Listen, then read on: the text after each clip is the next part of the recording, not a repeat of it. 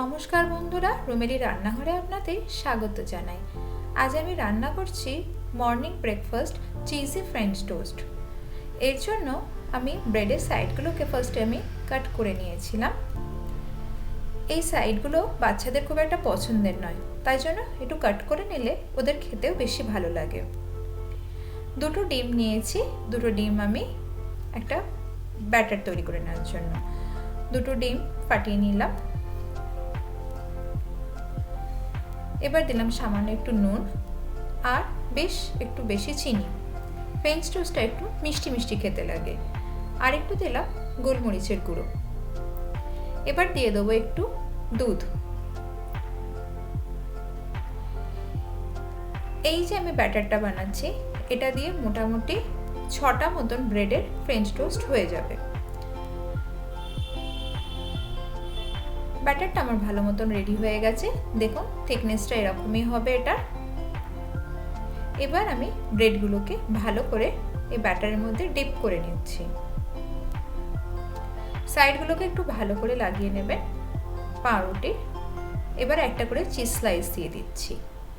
আবার সেম একই প্রসেসে এরকম পাউরুটিগুলোকে আমি ডিপ করে নিলাম। একটা করে মাঝখানে চিজ স্লাইস আর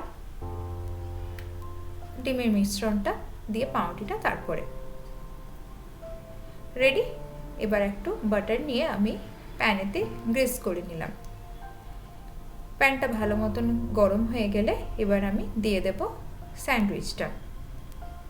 স্যান্ডউইচটা কিন্তু একদম স্লো ফ্লেমে টাইম নিয়ে কুক করবেন, কেননা ভালো করে এটা ফ্রাই হবার দরকার আছে, তাই জন্য গ্যাসের ফ্লেমটা স্লোতেই রাখবেন।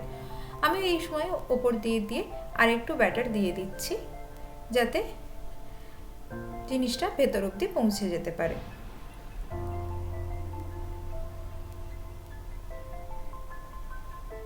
এবার আমার একটা দিক ভালো মতন ভাজা হয়ে গেছে। এবার পরের দিকটাকেও আমি 2-3 মিনিটের মতন স্লো ফ্লেমেতে কুক করছি। এবার আমার স্প্যাচুলা আর একটা খুন্তি নিয়ে কাঠের আমি সাইডগুলোকেও ভালো করে ফ্রাই করে নেব। দুটো চামচের সহায়তা ছাড়া কিন্তু আপনারা করতে পারবেন না। অবশ্যই দুটো চামচ নেবেন, দিয়ে এগুলো সাইডগুলোকে ধারগুলোকে ধীরে ধীরে ফ্রাই করে নেবেন। এগুলোকে ধরে ধরে একটু সময় সাপেক্ষ ব্যাপার, ভালো করে ফ্রাই না করলে জিনিসটা কাঁচা থেকে যাবে।